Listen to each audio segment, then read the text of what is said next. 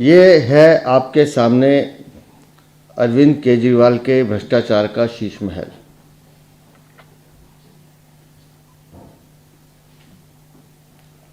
इस लॉन में वो गाना गुनगुनाते होंगे, बड़े अरमान से रखा है सनम तेरी कसम, इस शीश महल में हमने अपना पहला कदम। अरविंद केजरीवाल शीश महल बंगले पर सीएजी की जिस रिपोर्ट का हवाला लगातार दिया जा रहा है, उसमें तो मात्र 33 करोड़ 66 लाख का खर्चा बताया गया है, जो एक सिर्फ फिगर है, क्योंकि वो सीएजी रिपोर्ट 2022 तक जो खर्चा हुआ उसको इंगित कर रही है। और हमारी जानकारी के हिसाब से कई सारी चीज़ें छुपाई गई हैं आपके इशारे पर, और अभी 2023 और 2024 का खुलासा तो होना बाकी है। सीएजी की रिपोर्ट में सबसे ज़्यादा जो ऑब्जेक्शन आया है वो आया है कि हाउस की कैटेगरी तय करने में, कि ये किसने अथॉराइज किया कि आप इसमें रहोगे। फिर उस कैटेगरी को बढ़ाने का प्रस्ताव है, फिर उस बढ़ाने के प्रस्ताव को एक इमरजेंसी घोषित किया गया है कि ऐसी क्या इमरजेंसी थी कि आप इतने उतावले थे इस महल में घुसने के। और फिर कभी कहा गया कि कुछ पोर्शन इसका जो है वो स्ट्रक्चर ऐसा है कि कभी भी हटाया जा सकता है, अस्थायी है, और कभी सर्वेंट क्वार्टर इसमें जोड़े हैं, कभी घटाए। मतलब सीएजी की रिपोर्ट में बड़ी बारीकी से अरविंद केजरीवाल के काले कारनामों का और उनका जो शैतान दिमाग है, क्या उस समय सोच रहा था, उसके बारे में डिटेल रिपोर्ट है। सीएजी ने 139 सवाल खड़े किए हैं, 139, डीयूएसी और दिल्ली नगर निगम की परमिशन के बिना आपने इस बंगले को बना कैसे दिया। जो मुख्यमंत्री दिल्ली में अपना शीश महल अनऑथराइज कंस्ट्रक्शन करके बनाते हो, वो दिल्ली की जनता को क्या संदेश दे रहे हैं, ये इस बंगले से मैसेज जाता है। और मैं दावे के साथ कह रहा हूं कि अगर इस बंगले की वास्तविक कीमत का अंदाजा लगाना है तो हमें पीडब्ल्यूडी के साथ साथ अनेक सरकारी विभागों के खातों की जांच करनी होगी। 11 अक्टूबर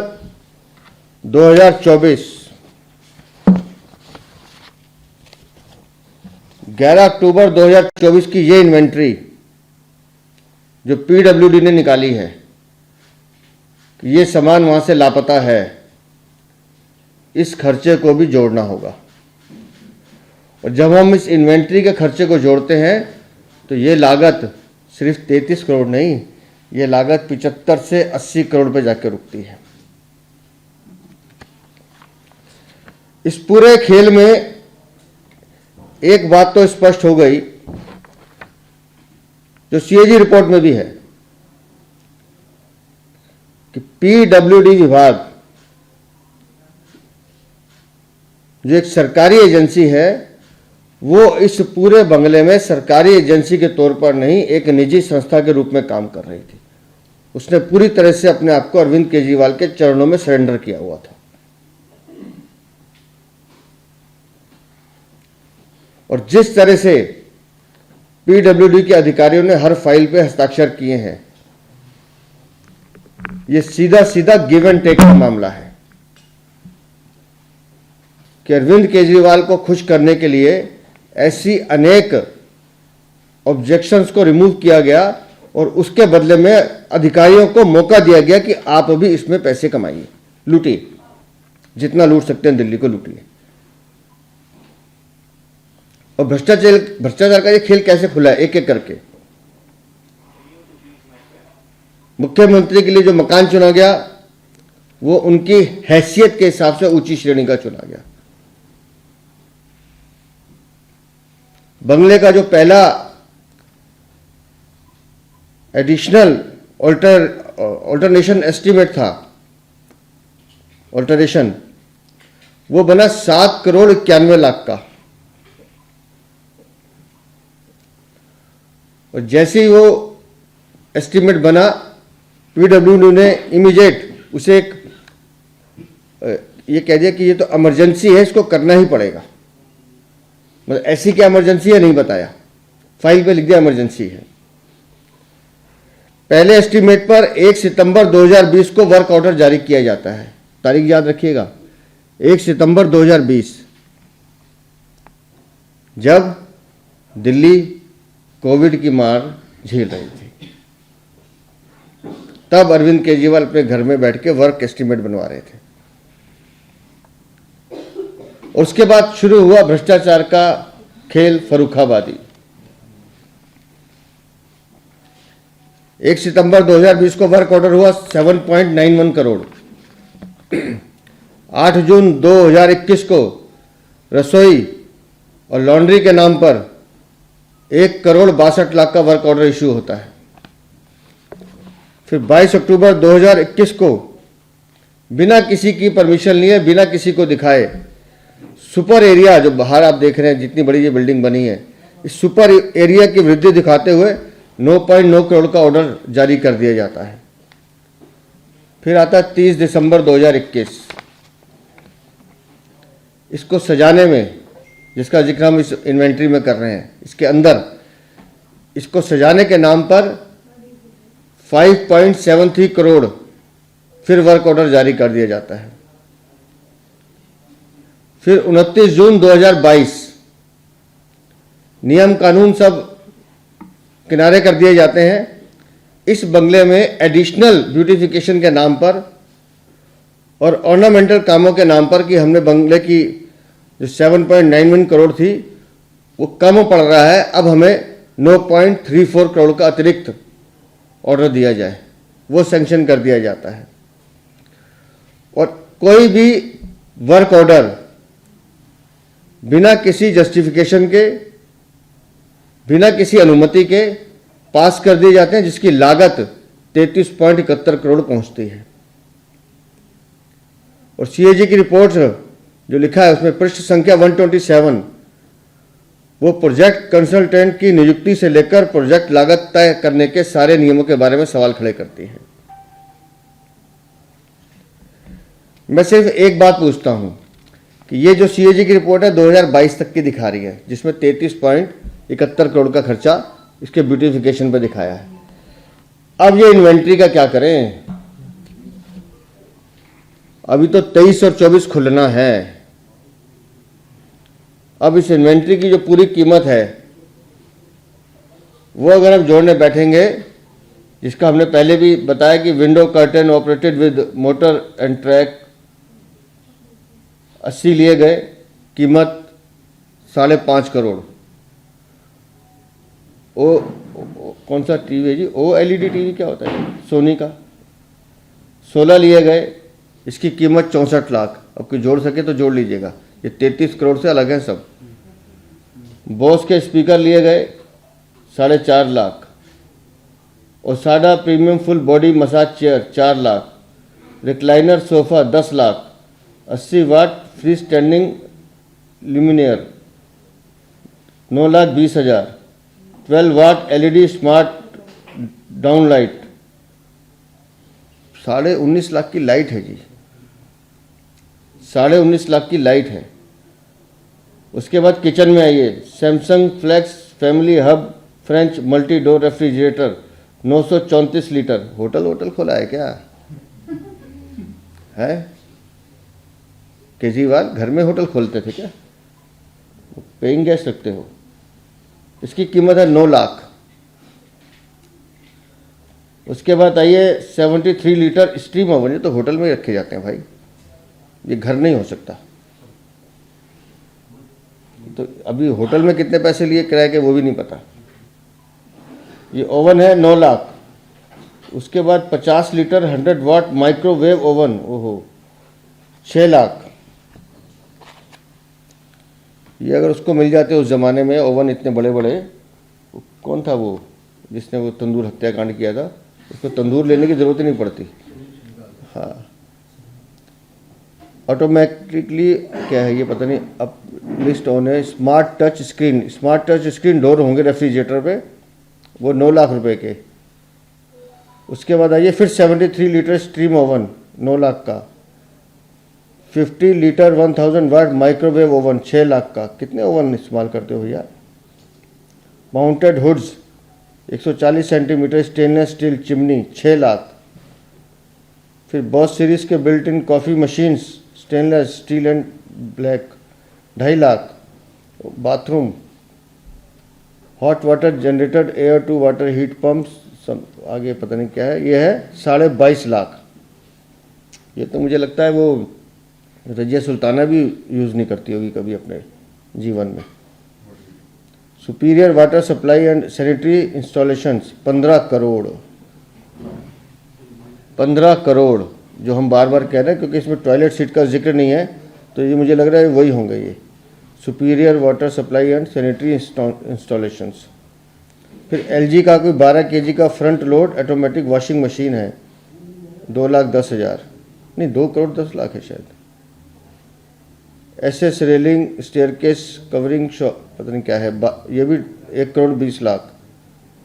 grand edge brass entrance sources outdoor light भी 10 lakh. Wooden doors and glass doors 70 lakh.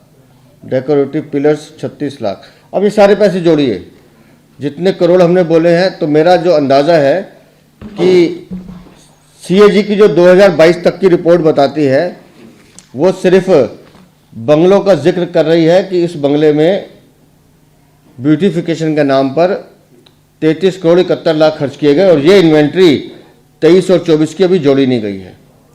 अगर ये पीडब्ल्यूडी की इन्वेंट्री जोड़ दी जाए जिसमें अभी टॉयलेट सीट का जिक्र नहीं है, वो गोल्ड प्लेटेड टॉयलेट कहाँ गए, तो ये मामला जाकर 75 से 80 करोड़ के लगभग बनता है। अरविंद केजरीवाल शीश महल,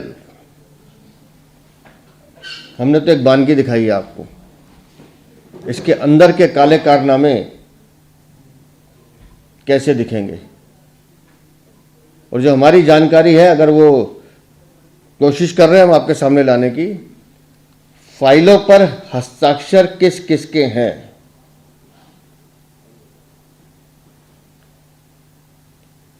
पीडब्ल्यूडी के अधिकारी बना रहे हैं, लेकिन इनके परिवार के सदस्य उस फाइल पर सिग्नेचर करते हैं कि फला फला ठेकेदार की पेमेंट इमीडिएट कर दी जाए।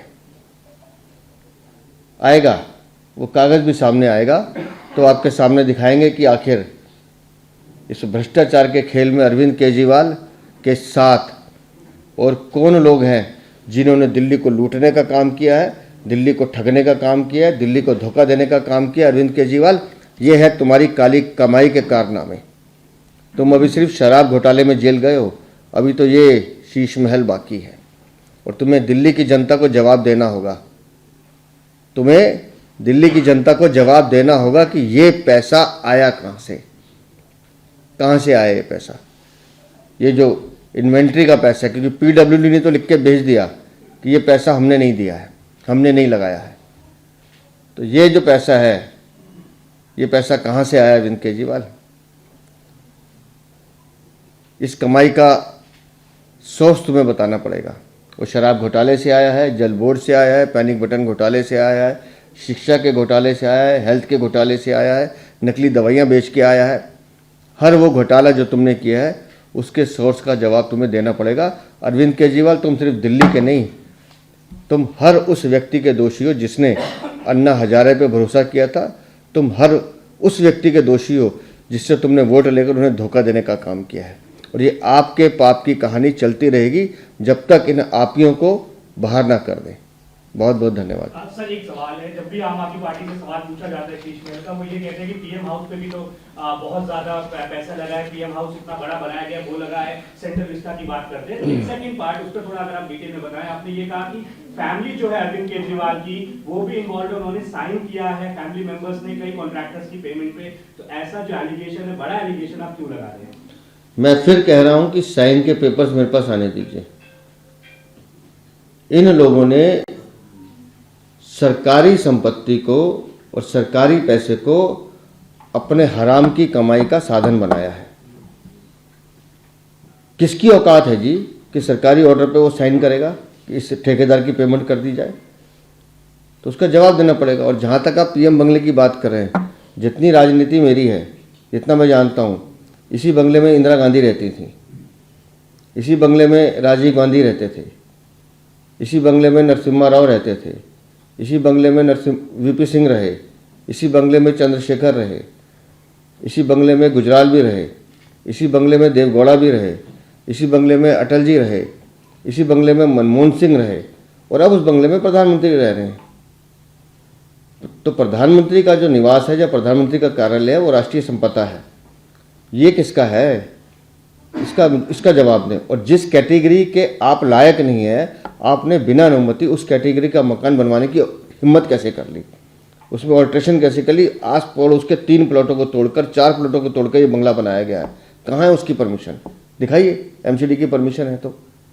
ये है आपकी आकांक्षाएं, आपकी भ्रष्टाचार की वो भूख जो आपको जीने नहीं दे रही है। फिर आप कहते हैं जी हमने अपने लिए क्या कमाया है। तुम्हारे में हिम्मत है, अगर तुम्हारी औकात है तो आज अपने पीडब्ल्यूडी अधिकारी को कहो कि इस बंगले को खोल दें और दिल्ली की जनता करे फैसला, इस शीश महल पे वोट करे। आज इस बंगले को खोल दो और दिल्ली की जनता को फ्री एंट्री दिखाओ कि जाइए 15 दिन तक देखिए इस बंगले को, जब तक चुनाव खत्म नहीं होता। अगर आपको लगता है कि अरविंद केजरीवाल ने ये दिल्ली की जनता के लिए किया है तो अरविंद केजरीवाल को वोट देना, और नहीं तो अगर अरविंद केजरीवाल ने ये अपनी अय्याशी के लिए बनाया है, अपनी ऐशगा बनाई है, अपनी आराम प्रस्ती के लिए बनाया है, तो फिर दिल्ली की जनता तय करेगी कौन ठीक है कौन गलत है। सर, मनीष सिसोदिया ने अभी कहा है कि जिस प्रकार से सीएजी की जो रिपोर्ट आई है उस पर काउंटर करते हुए कि प्रधानमंत्री इतने महंगे सूट पहनते हैं, करोड़ों के बंगले में रहते हैं, क्या उसका सीएजी रिपोर्ट आई है? तो हम तो कह रहे हैं ना, प्रधानमंत्री का कपड़े अगर जो पहनते हैं वो हम सबको पता है कि प्रधानमंत्री क्या पहनते हैं। और प्रधानमंत्री का बंगला सरकारी संपदा में, फिर करो, मैंने इंदिरा गांधी से लेकर अब तक गिनवा दिया, उसमें जो भी काम होता है सरकार करती है। ये किसका बंगला? मनीष सिसोदिया।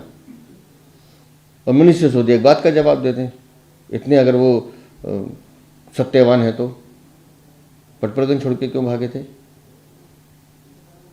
जवाब दें।